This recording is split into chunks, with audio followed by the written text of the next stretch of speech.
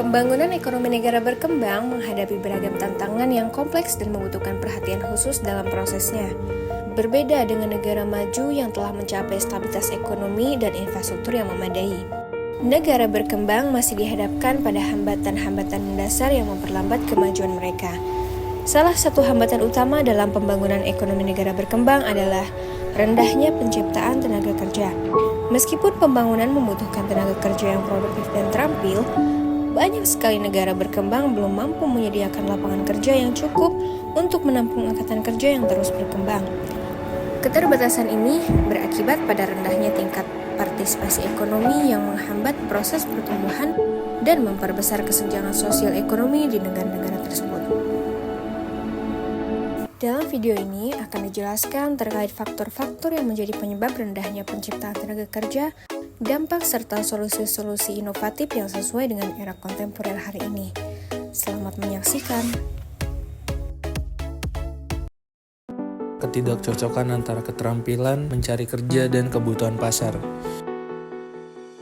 Ketidakcocokan antara keterampilan mencari kerja atau kebutuhan pasar adalah isu yang kompleks dan multifaset. Ada beberapa poin penting dalam ketidakcocokan antara keterampilan mencari kerja dan kebutuhan pasar. Yang pertama adalah keterampilan yang diperlukan. Banyak perusahaan mencari keterampilan teknis yang spesifik seperti pemrograman, terus ada analisis data atau keterampilan digital. Namun banyak pencari kerja yang tidak memiliki pelatihan atau pengalaman di bidang tersebut.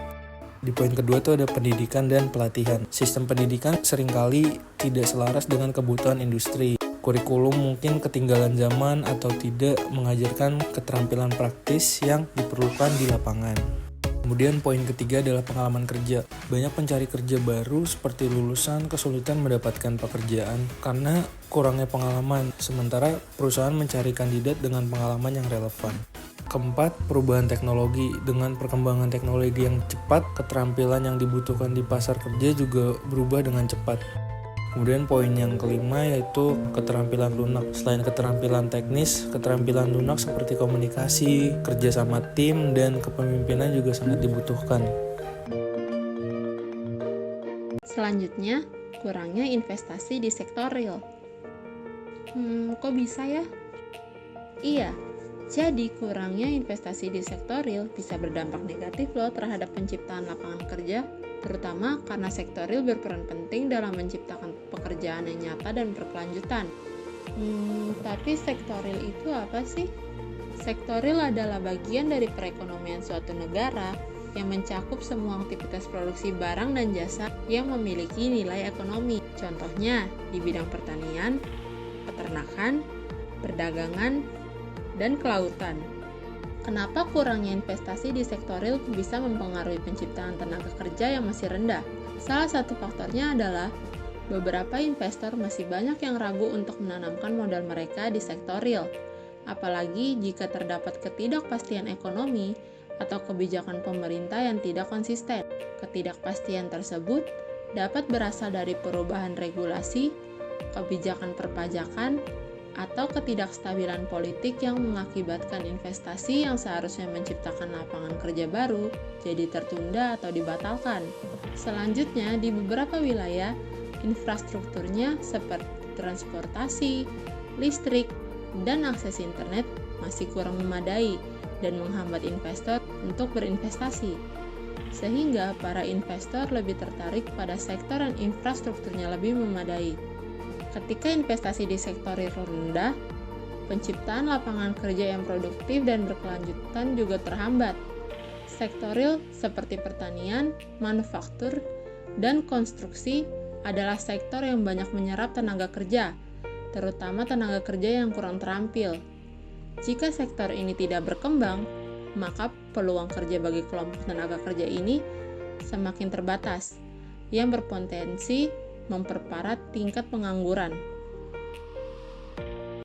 Bagaimana distribusi yang lebih merata dapat diupayakan? Masalah kesenjangan pembangunan ekonomi antar daerah memang merupakan tantangan serius di Indonesia. Inilah beberapa solusi yang dapat dipertimbangkan. Yang pertama, pengembangan infrastruktur strategi seperti pembangunan infrastruktur transportasi untuk membuka akses ke daerah tertinggal, serta pengembangan infrastruktur digital untuk mendukung ekonomi digital dan penyediaan listrik dan air bersih yang merata. Yang kedua, penguatan ekonomi lokal, seperti identifikasi dan pengembangan potensi unggulan daerah, dan pemberdayaan UMKM berbasis sumber daya lokal, serta pengembangan rantai nilai produk daerah. Yang ketiga, peningkatan kualitas SDM, seperti pemerataan akses pendidikan berkualitas dan pelatihan keterampilan yang sesuai kebutuhan industri lokal, serta program pemagangan dan sertifikasi kompetensi. Selanjutnya, apa yang bisa dilakukan untuk membantu UMKM berkembang?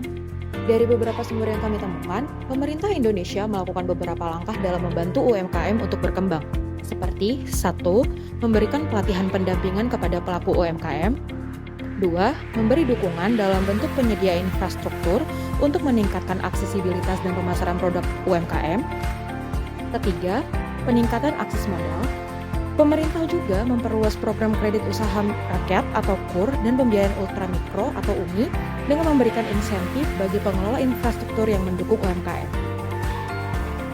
Keempat, memfasilitasi akses teknologi informasi dan digitalisasi untuk mendukung pemasaran online dan akses informasi. Secara keseluruhan, langkah-langkah yang diambil pemerintah Indonesia dalam mendukung UMKM mencerminkan komitmen yang kuat terhadap pengembangan ekonomi lokal dan peningkatan kesejahteraan pelaku usaha kecil. UMKM diharapkan dapat lebih kompetitif dan mampu beradaptasi dengan dinamika pasar global. Upaya ini tidak hanya memperkuat daya saing nasional, tetapi juga berpotensi menciptakan lapangan kerja baru dan mendukung pertumbuhan ekonomi yang inklusif. Automasi teknologi secara signifikan mengurangi kebutuhan tenaga kerja manusia di berbagai sektor industri yang dilakukan secara berulang. Contohnya seperti sektor manufaktur, logistik, dan layanan. Dampaknya, pekerjaan yang bersifat repetitif kini sudah mulai digantikan oleh mesin. Selain pekerjaan fisik, pekerjaan yang bersifat analisa dan juga layanan pelanggan, customer service, kini sudah mulai digantikan oleh AI. Ketidaksetaraan gaji antara pekerja yang memiliki keterampilan mumpuni dengan keterampilan rendah. Solusi: beradaptasi dengan situasi dan kondisi industri yang semakin maju saat ini dengan mempelajari keahlian yang dibutuhkan dalam industri. Menggunakan alat mesin produksi yang tidak sepenuhnya bersifat otomatis, namun manusia dapat mengoperasikan alat mesin sehingga manusia tetap dapat memiliki kesempatan bekerja. Pengaruh ketidakstabilan ekonomi global terhadap penciptaan tenaga kerja di dalam negeri termasuk kebijakan proteksi pasar. Jadi, ketidakstabilan ekonomi global dapat mempengaruhi penciptaan tenaga kerja di dalam negeri melalui beberapa cara. Yang pertama, penurunan investasi asing. Ketidakpastian global dapat membuat investor asing ragu untuk menanamkan modal yang berdampak pada pertumbuhan sektor-sektor yang mampu menyerap tenaga kerja. Yang kedua, permintaan ekspor. Negara yang bergantung pada ekspor dapat mengalami penurunan permintaan, mengakibatkan perusahaan mengurangi produksi dan mem-PHK karyawan. Yang ketiga, kebijakan proteksi pasar. Dalam menghadapi ketidakstabilan, pemerintah mungkin menerapkan kebijakan proteksi untuk melindungi industri domestik. Meskipun ini dapat melindungi pekerjaan di sektor tertentu, bisa juga menyebabkan efisiensi berkurang dan meningkatkan harga yang berdampak negatif pada daya beli masyarakat. Selanjutnya adalah kualitas pendidikan dan pelatihan kerja. Pendidikan di banyak negara, termasuk negara kita, seringkali masih terfokus pada pengajaran teori dan konsep akademis. Meskipun ini penting, sistem pendidikan kita perlu menyesuaikan diri dengan tuntutan dunia kerja yang terus berkembang. Keterampilan praktis dan pelatihan vokasional akan sangat dibutuhkan dalam industri dan menjadi semakin penting untuk memastikan lulusan kita siap menghadapi pasar kerja yang kompetitif. Lalu, bagaimana kita bisa meningkatkan sistem pendidikan agar lebih terfokus pada keterampilan yang dibutuhkan di dunia kerja? Di video ini, akan diberikan 3 poin penting yang bisa meningkatkan sistem pendidikan agar lebih terfokus pada keterampilan yang dibutuhkan di dunia kerja. Simak dengan baik ya. Yang pertama, kurikulum pendidikan harus lebih fleksibel dan adaptif.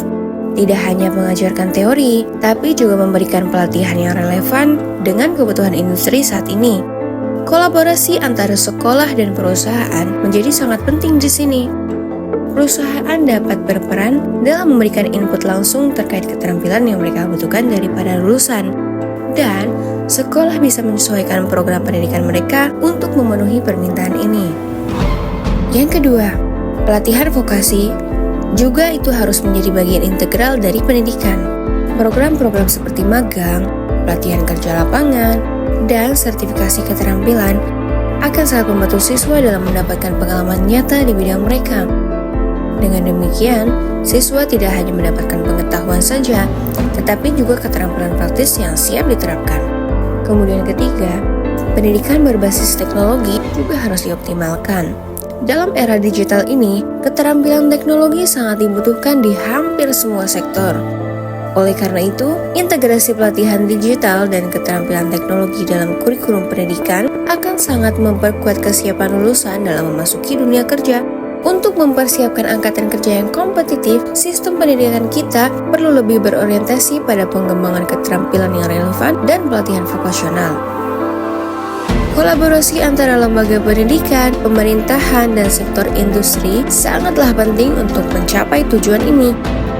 Hanya dengan pendekatan yang holistik dan terintegrasi, kita bisa memastikan bahwa pendidikan berkualitas akan menghasilkan angkatan kerja yang siap bersaing di pasar global. Terima kasih telah menyimak. Semoga kita bisa bersama-sama memajukan kualitas pendidikan untuk masa depan yang lebih baik. Saya Neswa Vivido Baiba, sampai jumpa di video selanjutnya.